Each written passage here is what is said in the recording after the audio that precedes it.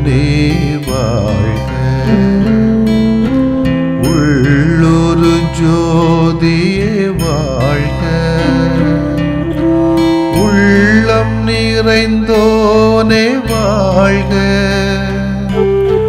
நீங்காதொருவனே வாழ்க.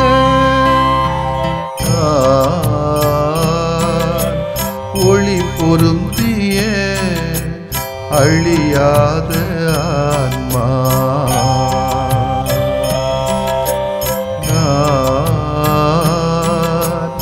ஒளி பொருந்திய அழியாத ஆன்மா. நீ என்னில் நான் உன்னில் ஈஸ்வரா. நீ என்னில் நான் உன்னில் ஈஸ்வரா.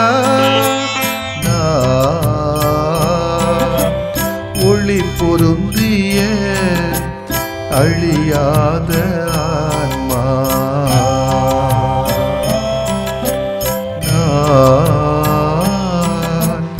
ஒளி பொருந்திய அழியாத ஆன்மா.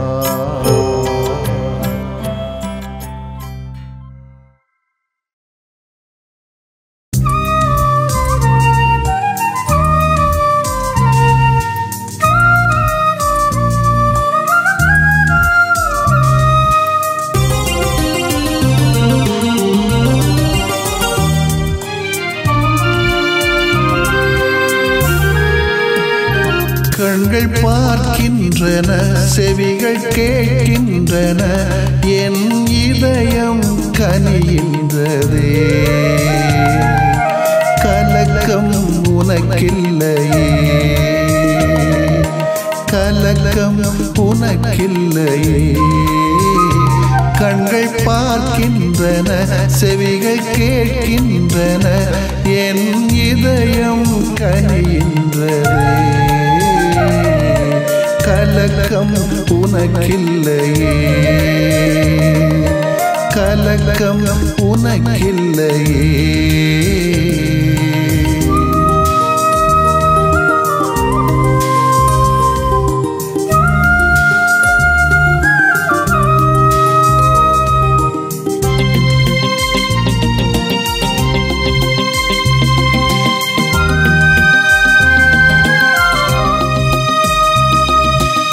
என்னை நீ புகலிடமாக்குவாய், உள்ளமதில் உறைவிடமாக்குவாய். என்னை நீ புகலிடமாக்குவாய், உள்ளமதில் உறைவிடமாக்குவாய். தீமைகள் உனை என்றும் தீண்டாது, தீமைகள் உனை என்றும் தீண்டாது. என்றும் உன்னை தாங்கும் இறைவன் நானே, என்றும் உன்னை தாங்கும் இறைவன் நானே. கண்கள் பார்க்கின்றன, செவிகள் கேட்கின்றன, என் இதயம் கனிகின்றதே. கலக்கம் உனக்கில்லையே, கலக்கம் உனக்கில்லையே.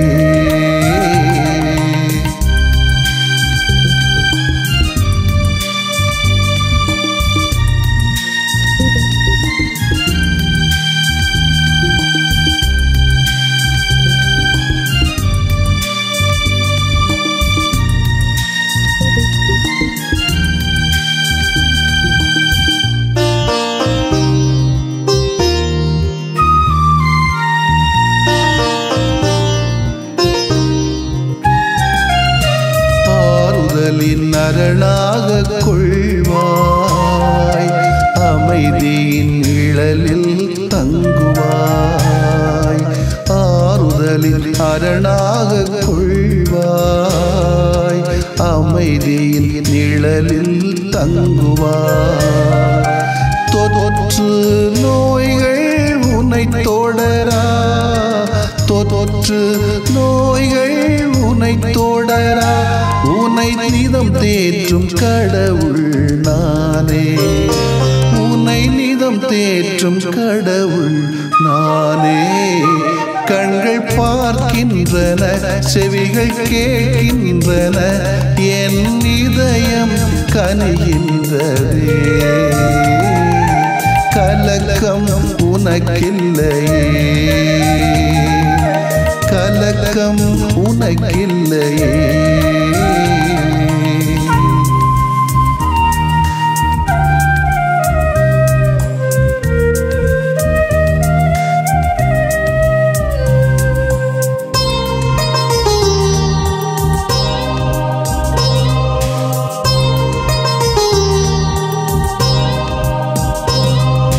மன்றாடும் உனக்கு பதிலளிப்பேன், மீட்பின் பரிசாய் உனக்களிப்பேன். மன்றாடும் உனக்கு பதிலளிப்பேன், மீட்பின் பரிசாய் உனக்களிப்பேன். இரவின் தீயில்கள் தாக்காது, இரவின் தீயில்கள் தாக்காது, முழு நல வாழ்வின் தெய்வம் நானே. முழு நல வாழ்வின் தெய்வம் நானே. கண்கள் பார்க்கின்றன, செவிகள் கேட்கின்றன, என் இதயம் கனிகின்றதே. கலக்கம் உனக்கில்லையே, கலக்கம் உனக்கில்லையே. கண்கள் பார்க்கின்றன, செவிகள் கேட்கின்றன, என் இதயம் கனிகின்றதே. கலக்கம் உனக்கில்லையே, கலக்கம் உனக்கில்லையே, கலக்கம் உனக்கில்லையே.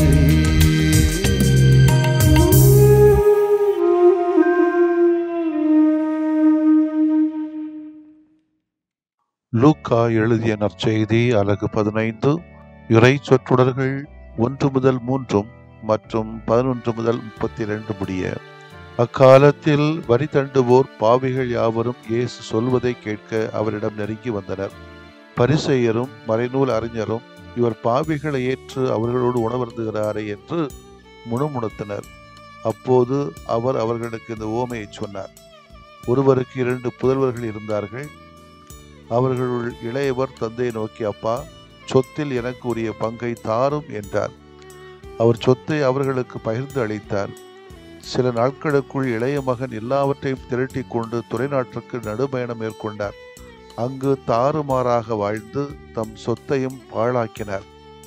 அனைத்தையும் அவர் செலவழித்தார். பின்பு அந்த நாடு முழுவதும் கொடிய பஞ்சம் ஏற்பட்டது.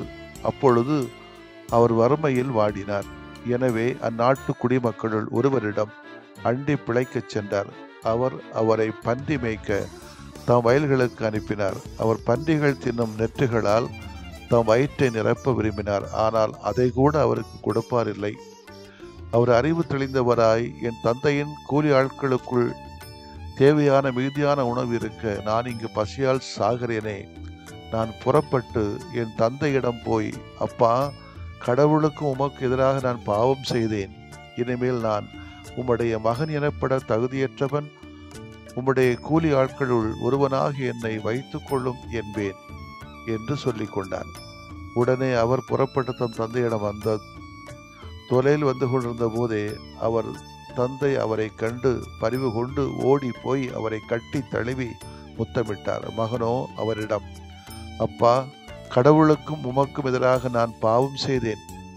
இனிமேல் நான் உம்முடைய மகன் எனப்பட தகுதியற்றவன் என்றார். தந்தை தம் பணியாளர் நோக்கி, முதல் தரமான ஆடையை கொண்டு வந்து இவனுக்கு உடுத்துங்கள். இவனுடைய கைக்கு மோதிரமும் காலுக்கு மிதியடியும் அணிவியுங்கள். கொழுத்த கன்றை கொண்டு வந்து அடியுங்கள். நாம் மகிழ்ந்து விருந்து கொண்டாடுவோம். ஏனெனில் என் மகன் இவன் இறந்து போயிருந்தான், மீண்டும் உயிர் பெற்று வந்துள்ளான். காணாமற் போயிருந்தான், மீண்டும் கிடைத்துள்ளான் என்றார். அவர்கள் மகிழ்ந்து விருந்து கொண்டாடத் தொடங்கினார்கள். அப்போது மூத்த மகன் வயலில் இருந்தார். அவர் திரும்பி வீட்டை நெருங்கி வந்து கொண்டிருந்த போது ஆடல் பாடல்களை கேட்டு ஊழியர்கள் ஒருவரை வரவழைத்து, இதெல்லாம் என்ன என்று வினவினார். அதற்கு ஊழியர் அவரிடம், உம் தம்பி வந்திருக்கிறார். அவர் தம்மிடம் நலமாக திரும்பி வந்திருப்பதால் உம் தந்தை கொழுத்த கன்றை அடித்திருக்கிறார் என்றார். அவர் சினமுற்று உள்ளே போக விருப்பமில்லாதிருந்தார். உடனே அவருடைய தந்தை வெளியே வந்து அவரை உள்ளே வருமாறு கெஞ்சி கேட்டார். அதற்கு அவர், தந்தையிடம், பாரும், இத்தனை ஆண்டுகளாக நான் அடிமை போன்று உமக்கு வேலை செய்து வருகிறேன். உம் கட்டளைகளை ஒருபோதும் மீறியதில்லை. ஆயினும் என் நண்பரே, நான் மகிழ்ந்து கொண்டாட ஒரு ஆட்டுக்குட்டியை கூட என்றுமே நீர் தந்ததில்லை. ஆனால் விலை மகளிரோடு சேர்ந்து உம் சொத்துக்களை எல்லாம் அழித்து விட்ட இந்த உம் மகன் திரும்பி வந்தவுடனே இவனுக்கா கொழுத்த கன்று அடித்திருக்கிறீரே என்றார். அதற்கு தந்தை, மகனே, நீ எப்போதும் என்னுடன் இருக்கிறாய். என்னுடையதெல்லாம் உன்னுடையதே. இப்போது நான் மகிழ்ந்து கொண்டாடி இன்புற வேண்டும். ஏனெனில் உன் தம்பி இவன் இறந்து போயிருந்தான், மீண்டும் உயிர் பெற்றுள்ளான். காணாமற் போயிருந்தான், மீண்டும் கிடைத்துள்ளான் என்றார். ஆண்டவரின் அருள்வாக்கு. இறைவா, உமக்கு நன்றி. அன்புக்கினிய சகோதரிகளே, சகோதரிகளே, பல முறை வாசிக்க கேட்ட அல்லது நாம் வாசித்து தியானித்த ஒரு ஓமை இது. ஊதாரி மைந்தன், ஊதாரி தந்தை, பொறாமை பிடித்த சகோதரன். வெளிச்சமிடப்பட வேண்டுமா அல்லது மறைக்கப்பட வேண்டுமா என்ற ஒரு கேள்வி நமக்குள்ளே. பிரபுல் குமார் குட்சி என்ற எழுத்தாளர் தன்னுடைய புத்தகத்திலே இவ்வாறு கூறுவார்: நீ செய்த தவற்றினை எவ்வளவு சீக்கிரம் ஏற்றுக்கொள்ள முடியுமோ அவ்வளவு சீக்கிரம் ஏற்றுக்கொள். இல்லை என்றால் அடுத்தவரை மட்டுமல்ல, உன்னையும் நீ சேர்ந்து இழப்பாய், உன் குடும்பத்தையும் இழப்பாய். தவறினை தவறு என்று ஏற்றுக்கொள்ளக்கூடிய பண்பு குறைவாக இருக்கிற சமுதாய காலகட்டத்தில் நாம் பயணித்துக் கொண்டிருக்கிறோம். ஒருபுறம் அறிவியல் வளர்ச்சி அதிகமாகவே இருக்கிறது, இன்னொரு புறம் மனித மாண்பு அழிக்கப்பட்டு கொண்டே இருக்கிறது.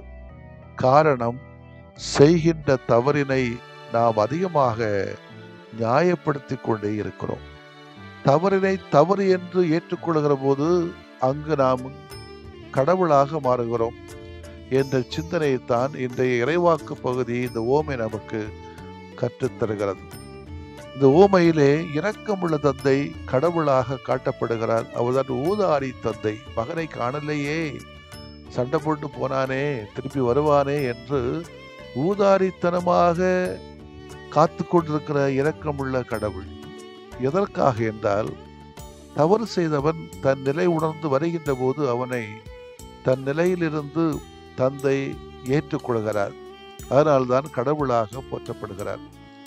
இதற்கு விவிலிய பேராசிரியர்கள் இவ்வாறு கூறுவார்கள்: இயேசுவின் ஓமைகளில் அன்றாட மக்களின் வாழ்வை நெறிப்படுத்த இயேசு உருவாக்கிய ஓமை. ஏனென்றால் பிந்தியவர் முந்தியவரை அறவே ஒருத்து ஒதுக்கினார்கள். முந்தியவர்கள் அன்றாட வாழ்வில் ஓரங்கட்டப்பட வேண்டியவர்களாக கருதப்பட்டனர். ஆனால் இவ்வாறு ஓரங்கட்டப்பட்டவர்களை தான் இயேசு இரக்கத்தோடும் அக்கறையோடும் கண்ணோக்கினார். காணாமல் போய் ஒதுக்கப்பட வேண்டிய நிலைக்கு சென்றவர்கள் பெறுகிற அக்கறையும் அன்பும் தான் இயேசு நிலைநாட்ட வந்த இறை ஆட்சியின் விளிமியங்கள். இந்த தவக்காலத்துல நம்முடைய தவறுகளை எல்லாம் அதிகமாக சிந்திக்கக்கூடிய நேரம். தவறுகளை தவறுகளாக ஏற்றுக்கொள்ளக்கூடிய பக்குவத்தை கடவுளத்திலே கேட்போம். பிறருடைய தவறோ நம்முடைய தவறுகளோ, தவறு தவறு தான், யார் செய்தாலும் தவறு தான். இந்த தவறை ஏற்றுக்கொள்கிற பொழுது நாமும் கடவுளாக மாற வாய்ப்பு இருக்கிறது. நமது வாழ்வில் தவறினை தவறு என்று ஏற்றுக்கொள்கிறோமா அல்லது தவறுகளை அமைப்பு ரீதியாகவே நியாயப்படுத்தி இயேசுவின் இறையாட்சி விளிமியங்களிலிருந்து மறைந்து விடுகிறோமா என்று சிந்திக்க வேண்டியிருக்கிறது. நம்ம மூத்தவனோ இளையவனோ அப்பனோ தம்பியோ மகனோ இரண்டாவது. கொஞ்சம் யோசிப்போம். இந்த தவக்காலங்களிலே ஒரு அருளின் காலம். செய்த தவறுகளை ஏற்றுக்கொள்வோம், தவறுகளிலிருந்து திருந்தி வர பார்ப்போம். இருகை விரித்தவராக நம்முடைய கடவுள் இரக்கமுள்ளவராக ஊதாரி தந்தையாக காத்திருக்கிறார். ஆமேன். மன்றாடுவோமாக. மன்னிப்பையும் இரக்கத்தையும் தாராளமாக பொழிகிற அன்பு தந்தையே இறைவா, உம்மை போற்றுகிறோம்.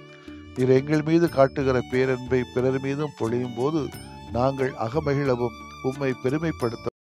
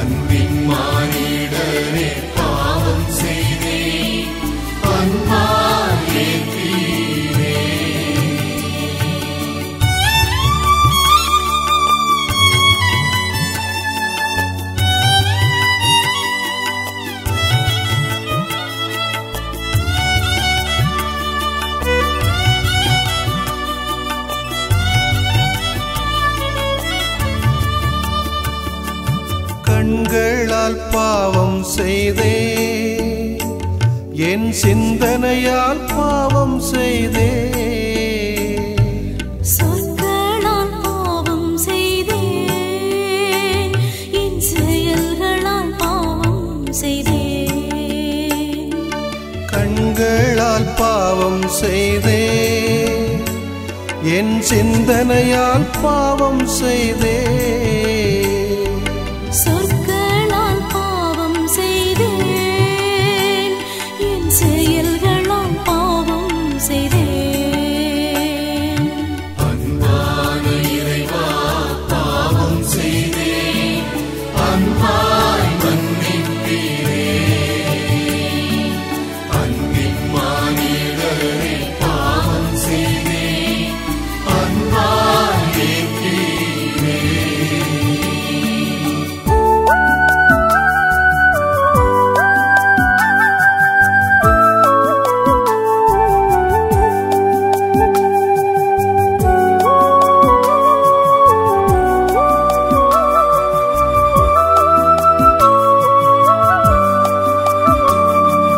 கடமை தவறி நான் பாவம் செய்தேன், கருணை புரியாமல் பாவம் செய்தேன். நன்மை செய்யாமலும் பாவம் செய்தே, நன்மை செய்விடாமல் பாவம் செய்தே, கடமை தவறி நான் பாவம் செய்தேன், கருணை புரியாமல் பாவம் செய்தேன். நன்மை செய்யாமலும் பாவம் செய்தே, நன்மை செய்விடாமல் பாவம் செய்தே, அன்பான இறைவா, பாவம் செய்தேன், அன்பாய் மன்னிப்பீரே.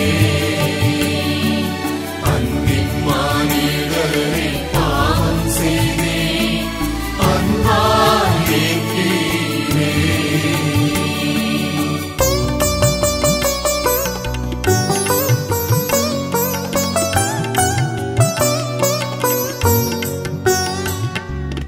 அம்மா மரியே நீர் மன்றாடுவீர், தூயவரே தூதர்களே மன்றாடுவீர்.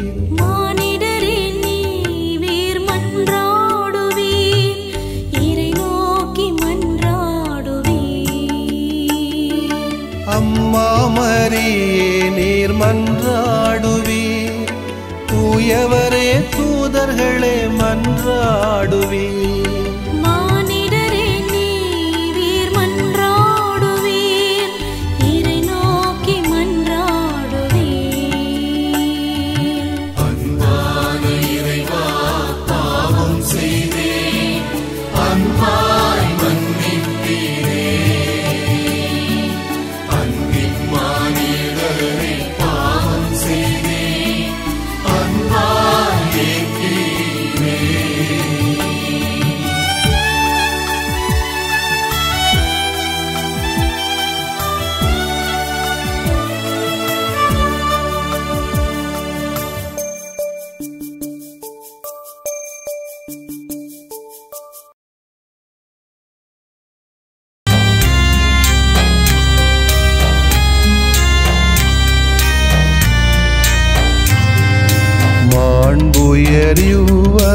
மாண்புயரியுவருள்ளடையாளத்தை தாழ்ந்து பணிந்து ஆராதிப்போம். பழைய நியம முறைகள் அனைத்தும் இனி மறைந்து முடிவு பெறுக. புதிய நியம முறைகள் வருக. புலன்களாலே மனிதன் இதனை அறிய இயலா. குறைகள் நீக்க நம்பிக்கையின் உதவி பெறுக.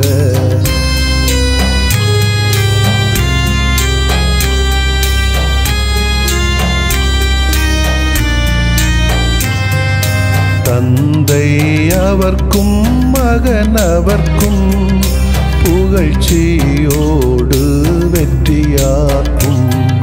மீட்பின் பெருமை மாட்சிமையோடு வலிமை வாழ்த்து யாவுமாக இருவரிடமாய் வருகின்றவராம் தூய ஆவியானவர்க்கும் அளவில்லாத சமப்புகழ்ச்சி என்றுமே உண்டாகுக. ஆமென்.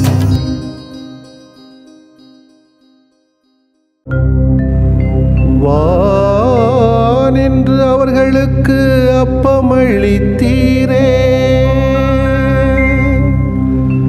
இனிமையெல்லாம் தன்னகத்தில் கொண்ட அப்பம் இதுவே.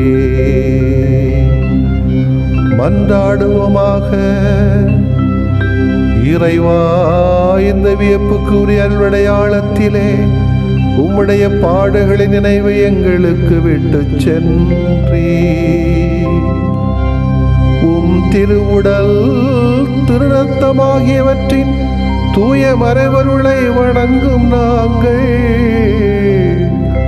உமது மீட்பின் பயனை இடைவிடாமல் துய்த்து உணர்ந்து மகிழ அருள்வீராக.